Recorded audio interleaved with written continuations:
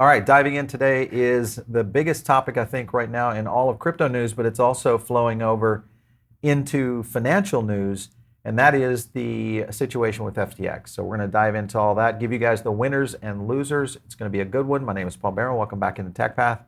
Also joining me today is Dana Howell, who is new on our set. Great to have you. Happy to be here. Thanks for having me.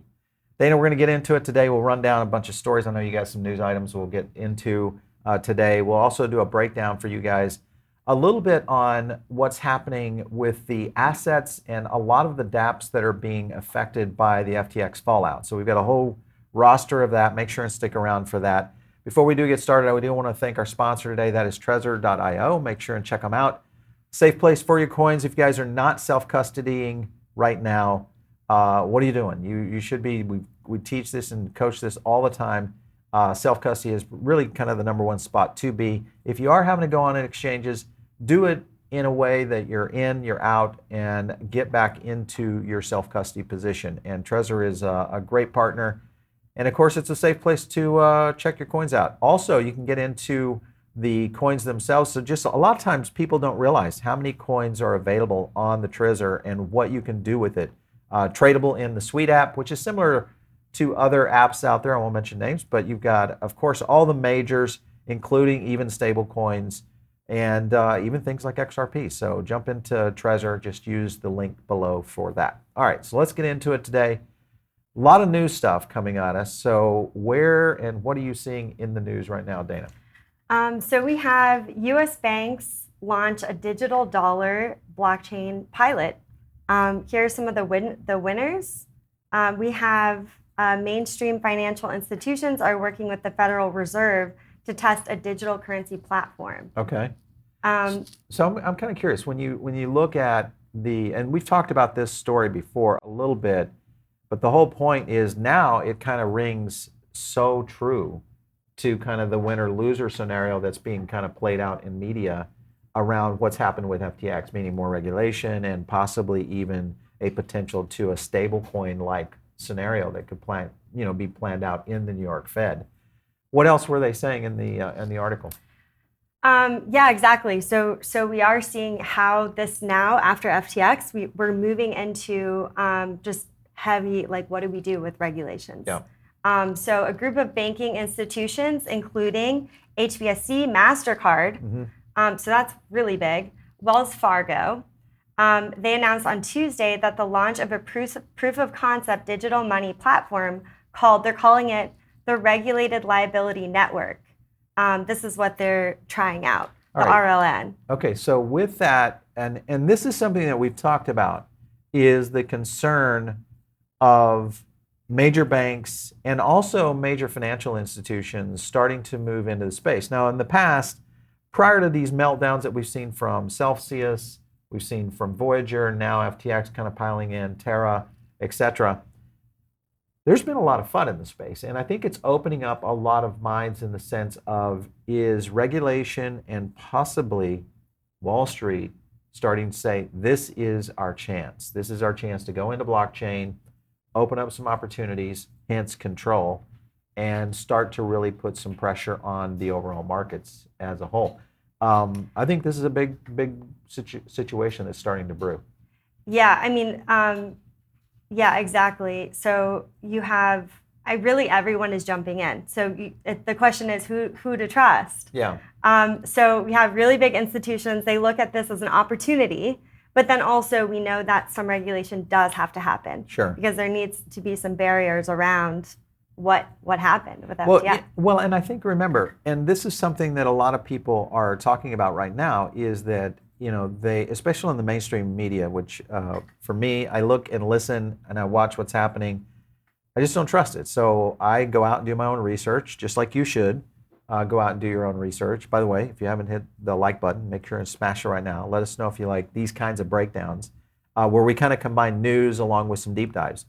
But when you look at where this may be going, it really starts to kind of liken to a scenario that we've talked about for a while now, and that is that at some point, institutional is going to have an entry slot into crypto. In the past, I think everybody was looking for just a really low price for it to occur. And the macro Right. pressures were kind of there. But now with all of this FUD coming at the industry from the FTX debacle, this may open up the gate for finance, institution, banking, which I fear could kind of just rug the entire industry in terms of exchanges and others that really could kind of help others kind of make it into crypto for the first time. Yeah, exactly. I mean, you see everyone getting in. Like Yeah. literally everyone is well, a lot of the big guys at least. So with this platform that I was talking about called the RLN, it's using blockchain to create opportunities to improve financial settlements, which obviously it's always going to be framed like this is going to be very beneficial in general for everybody. Steal your money. Okay. Yeah, exactly. With fees. It just with and fees. Yeah. It would also draw participation from central banks, like you were saying. You know, everyone's getting involved. Central banks, commercial banks, and regulated non-banks, including BNY Mellon City, PNC Bank, SWIFT, TD Bank. Yeah. Well, and interesting too, BNY Mellon has been in the space and active for quite some time. TD, new to the space, PNC, crypto friendly. So you kind of see a little bit of a pattern developing here for sure around these bank scenarios. I wanted to show a tweet right here from Ed Snowden, and it's kind of interesting.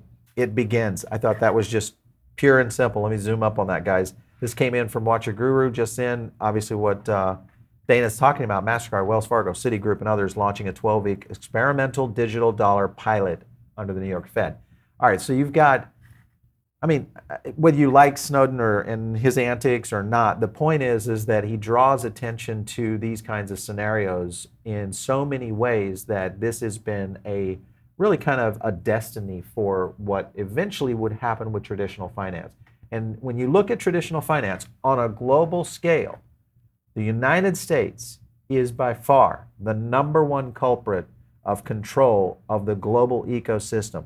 This only extends the length of the spider tentacles, so to speak, into the crypto sector, which I think now they have the opening. Look at what happened with SBF and FTX.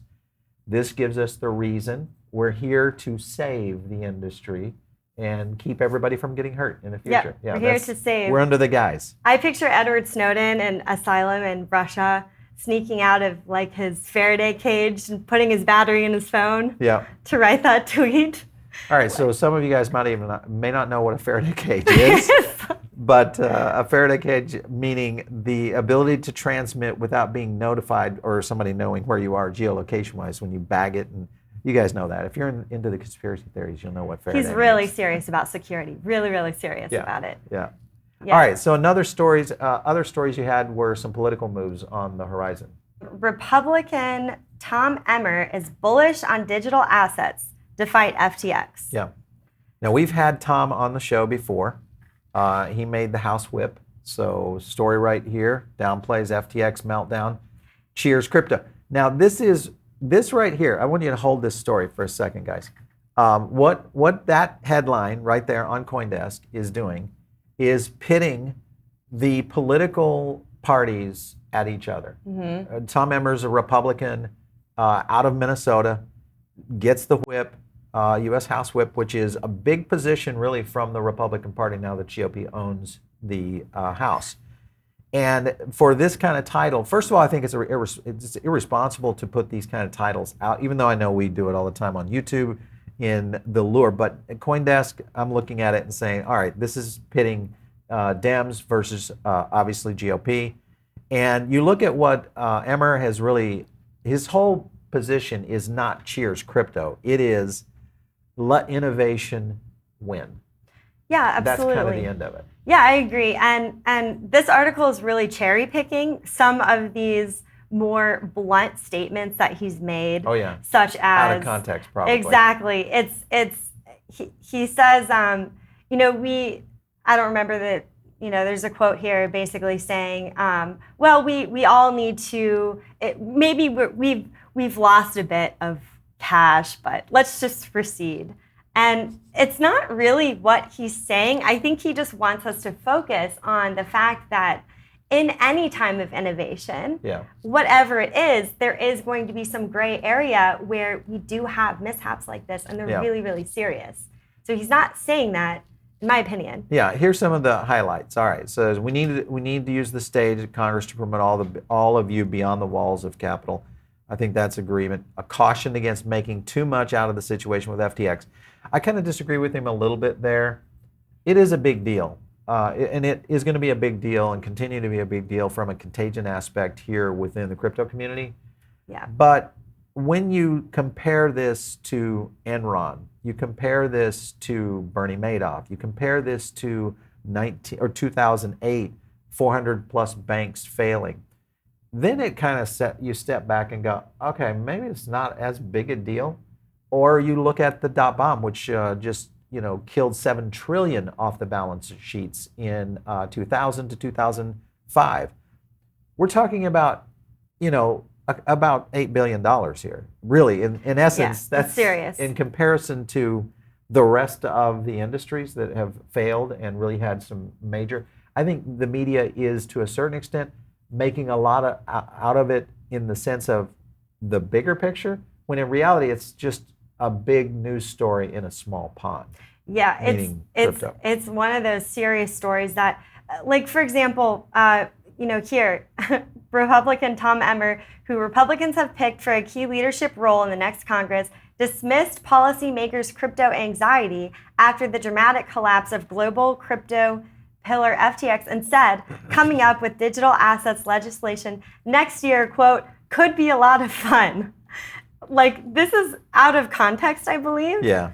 I've worked in politics before on Capitol Hill, and this happens all the time. Oh, yeah. So I'd have to imagine that's what's occurring, but I don't have a crystal ball. I don't know exactly, but I agree with you. It's more of just setting the stage that let's now focus on what we can control, and on innovation versus. These are the beautiful things that politicians and our government officials make mountains out of these molehills. It's a mountain inside crypto. It is a molehill in the greater financial markets, and that really is what it boils people down to. were absolutely dismantled. But then you look at the 2008 housing crisis. Yeah, not a comparison.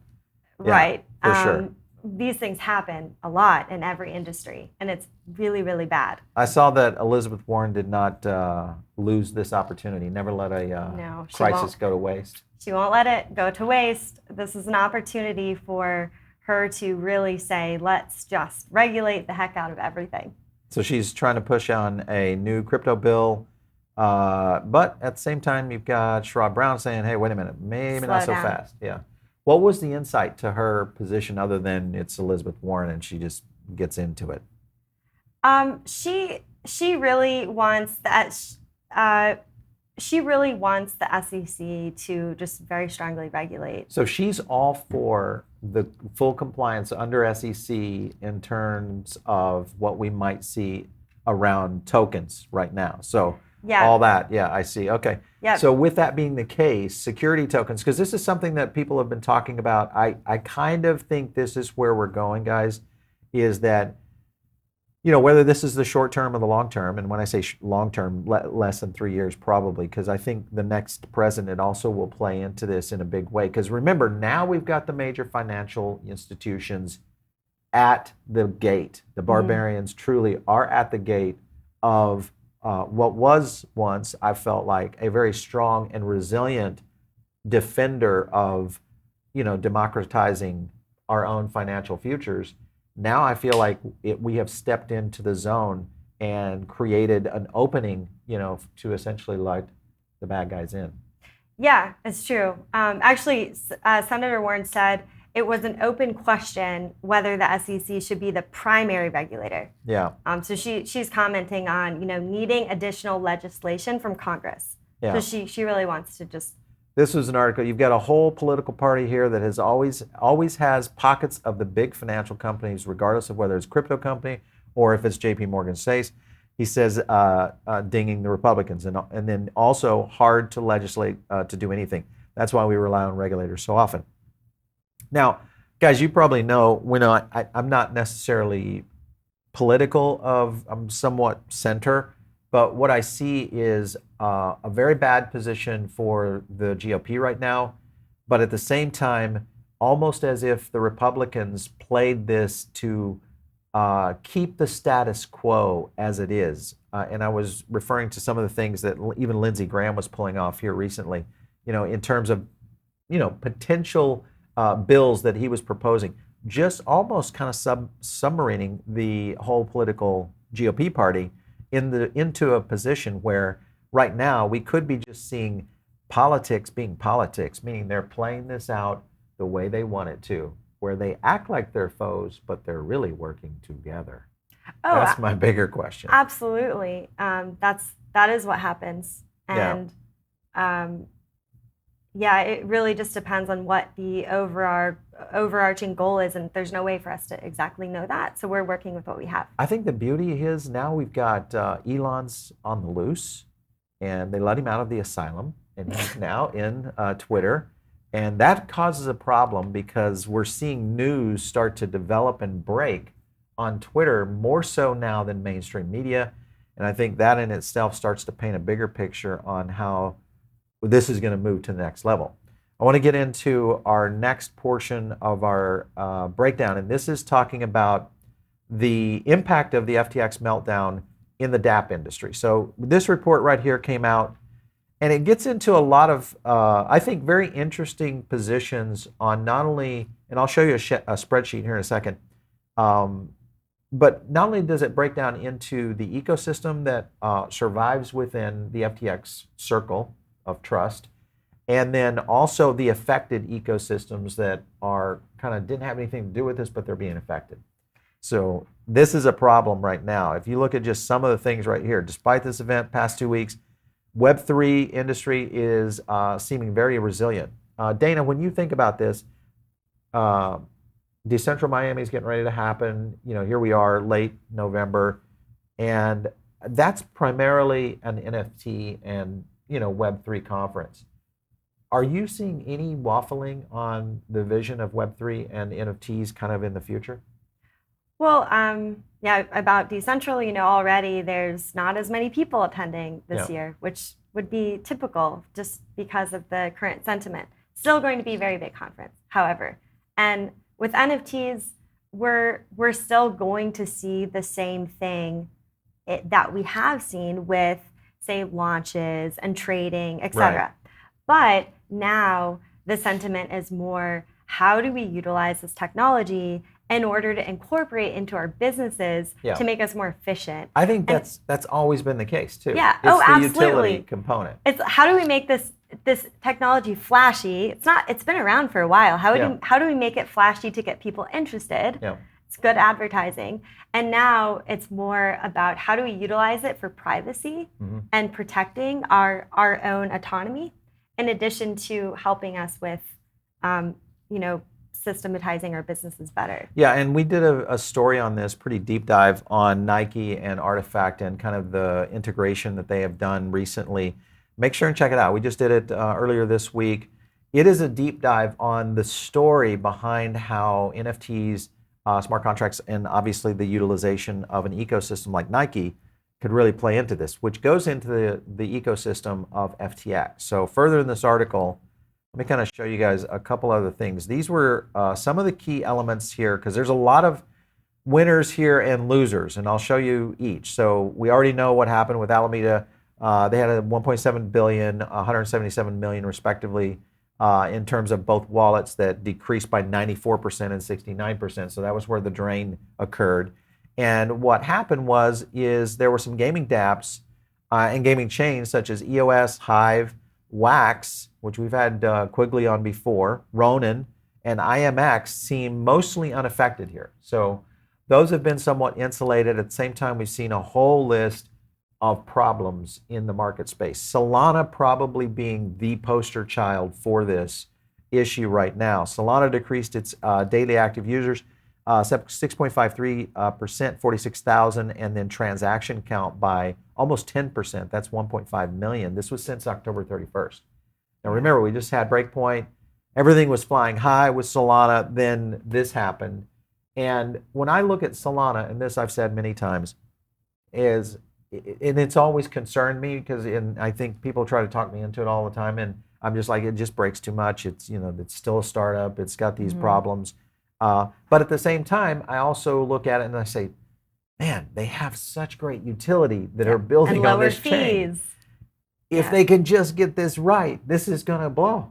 And that's the problem. It's just like anything in, really, if you think all the way back to Silicon Valley in the early 2000s and what was happening then with a lot of the dot bombs, same kind of conversations. This company were so close. They were right there at the finish line, ready to just become the next. And then boom, runway runs out and the tech goes away and we resurface it. I mean, if you think about it today, the entire gig economy was built off of original ideas that were launched in early 2000 that couldn't make it because the market was too early. And that's what I fear here with NFTs, Dapps, and a lot of these utility aspects is, are we too early? Here's the DApp industry keeping going strong despite FTX 1.9 million DUA dubs connected in the last 7 days, so still movement there. You look at a couple of charts, almost seems a little bit unaffected, really. And further into this, I wanted to go into the DeFi just to show you some of the DeFi valuation that's been locked. ETH, of course, has been getting some big play. And then you can kind of see just the Lido staking. We just did this yesterday and talked a little bit about Lido and the movement that we've seen in that. And then in addition, you've got BNB, which is also down 14%. And then Tron's TVL decreased. So again, lots, same trend, Avalanche, Polygon, Arbitrum, all TVL decreased within this, but we are seeing this kind of this lockup on the side of ETH. So big stuff going on for sure. Here's some of the winners here too. Let me show you this one right here. Total value locked on the top 10 protocols. There's ETH, BNB, Tron, Avalanche, etc. But you can see the November 1 versus November 13th, how they're growing. The lighter blue growing on ETH, BNB growing, Tron growing, even Avalanche has slight growth, Polygon kind of flat, and so on. And then if you look at some of the total value locked on the Dapps on Solana, now you got November 1 versus November 13th. Look at the difference here on drops for Solend, Marinade Finance, Radium, Serum, of course, we know the Serum story, almost to zero. Orca not as much, but definitely down. So this is a bad look for a lot of these dApps for sure. Yeah, there's been some wreckage, and Solana, I've always been wary of Solana. There's a lot of empty promises with Solana. So why are you, I mean, because you've been in the NFT space for quite some time, what is the, one of the key things that is kind of setting you back from Solana? Well, they've made promises that didn't really, it's just, like you said, they're breaking all the time. A lot of Solana seemed to be off of promotion and excitement about it. But they sucked in so many developers, and they did, yeah. It's hard to fool developers. They kind of know what's up. Well, a lot of developers like to get involved in the new thing. Yeah, that's true. That's true. Good point. And they, Ethereum fees were holding a lot of development back. And to be clear, I think that, or at least with trial periods. Yeah. Because they were in beta for a long time too. Mm-hmm. And that was the concern I always had. James from Invest Answers, he and I always go back and forth on that. And I'm like, James, just tell me why we would not be out of this so far, because you've got the most developers, you've got the most dApps that are really doing stuff. Why would you not be able to leap to that next level and ship a product? Be done and moving on to the next level. So it always kind of scared me a little bit there. Obviously, this was kind of a bad situation for Solana because they got really kind of wrecked because of FTX. Oh yeah, I mean, fair enough. Of course, they did. It's not really a lot. I'm concerned about all these exchanges as well. So who else is over leveraged? Yeah. Well, speaking of who else, here are the projects associated with FTX. This was a sheet that was put out in that report. What I've done is I've highlighted a couple here. This is Star Atlas, Radium. These were ones that we do know heavily affected. Magic Eden, most likely on the Solana front. Serum, we understand that just because of the fact that Serum was so heavily leveraged on FTX. Genopets also. Yuga Labs, possibly a little bit affected, but they don't have them affected on this list. But I think we're probably going to continue to see some more pressures there with Yuga. Yeah, definitely. Further in the list, you can kind of see this whole list. But if you go over to that report, this will give you everything on everyone that was potentially hit. And you can kind of see the charts right here. Solana exposure and then the FTX exposure right here on the second, second bar. So I think the key here, guys, is and the takeaway, and it's one that we've been talking about here on the show for some, for the last couple of weeks at least, and just because of the pressure, not only from macro but also now with the FTX situation, is get your tokens off exchanges. We say this all the time. Only go on exchanges when you need to make a trade. Totally understand that, obviously. And get into cold storage. It's simple. If you don't have a wallet, then go into at least a software wallet and start to do your own self-custody and just learn the process. There's so much tutorial out there on it. So it's an easy message, and I think one that you guys can definitely jump into. All right, so Dana, it's been great having you on the show today. Thanks for having me. Jumping in. Yeah, all right, to be so here. You guys are listening in over on the podcast side of things right now. Make sure and jump into our Diamond Circle, which is our private member group. It's where we drop all of our additional content. You guys can be a part of that. It's free. Just click the link below. And of course, if you guys want to reach me, it's out there on Twitter @PaulBaron. We'll catch you next time right here on TechPath.